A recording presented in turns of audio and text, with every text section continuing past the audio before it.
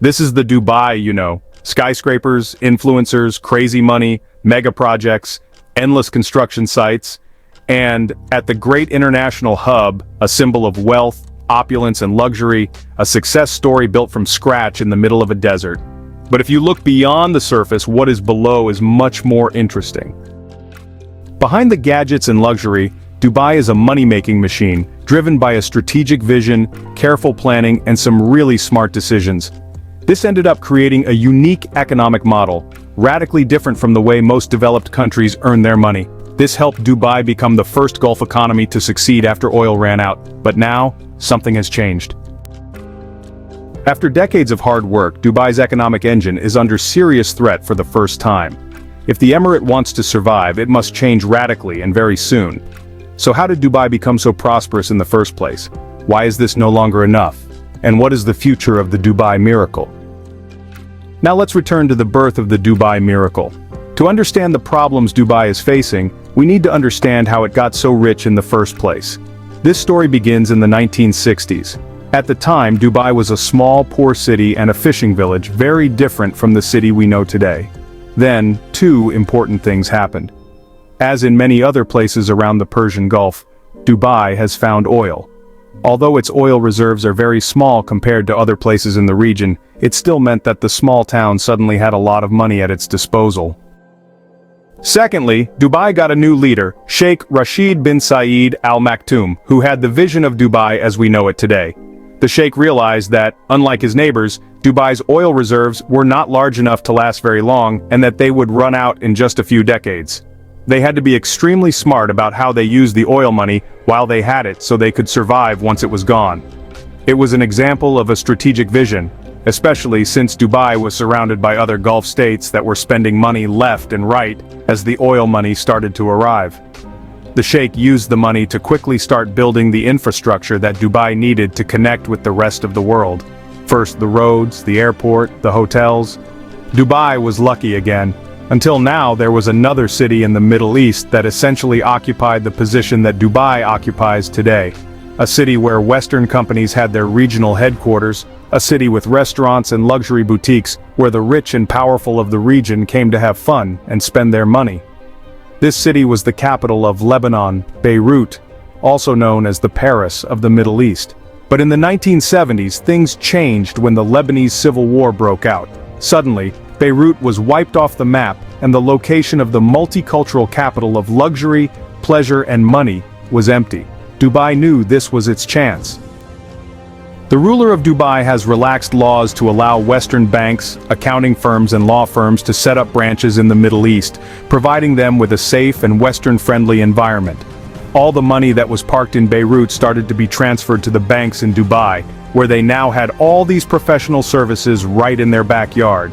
They no longer needed to fly to London or Zurich to hire a first-class Western lawyer.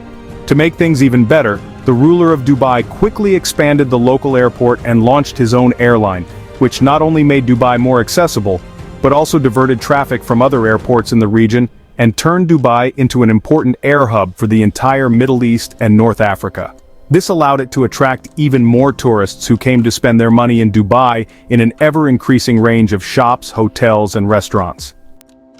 To top it all off, the Dubai government launched another plan that ended up creating its most important industry: real estate.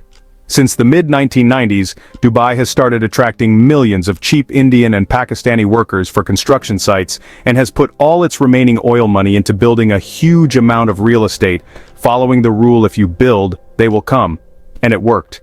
Since the 1990s, Dubai has built more and more incredible real estate projects, attracting more tourists and businesses and finally getting rid of its dependence on oil, just as its oil reserves were running out. At the moment, oil revenues account for less than 5% of its GDP.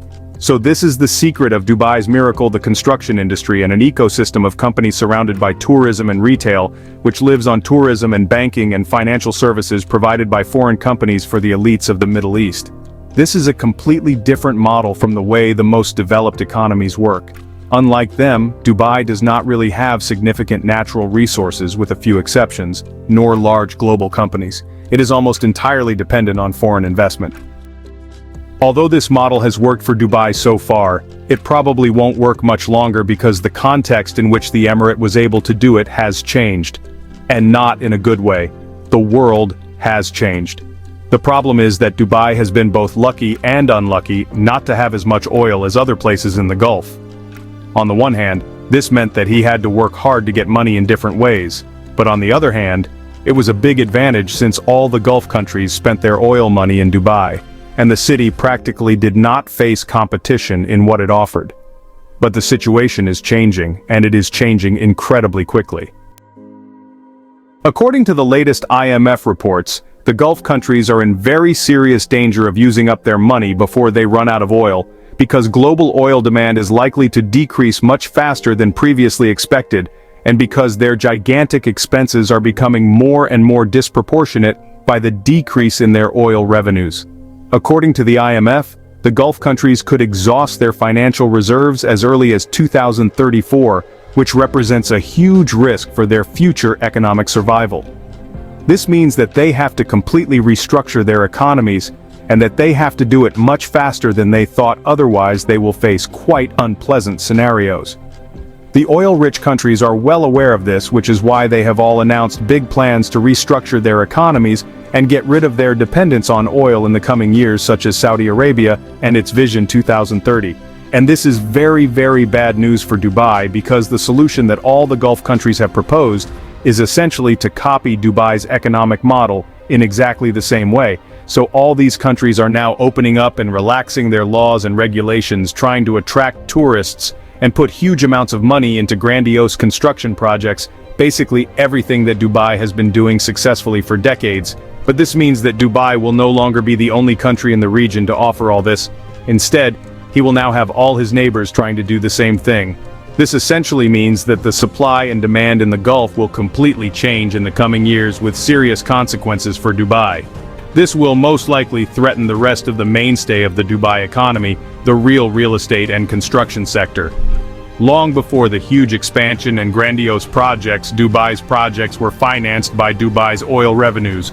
But now that the oil is no longer there, the real estate sector is rather dependent on money that mainly comes from abroad, either from investors who pay for the development of new real estate or from people who then buy this real estate, often also as a natural investment. This system will only work as long as that money keeps coming in. And meanwhile, this applies to any real estate market anywhere in Dubai. It has extreme proportions because of the sheer scale of everything that is being built.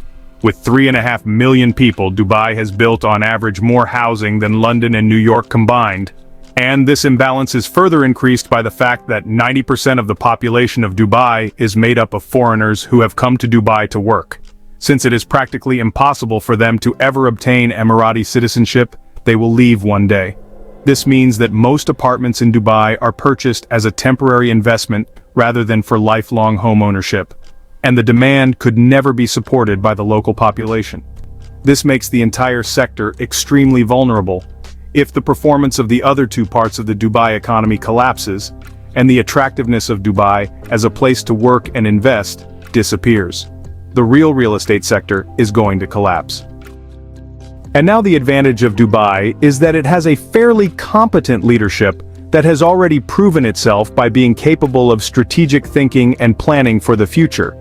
They are very aware of the unfortunate situation Dubai is in, and they are actively trying to completely rebuild Dubai's economic model before it collapses.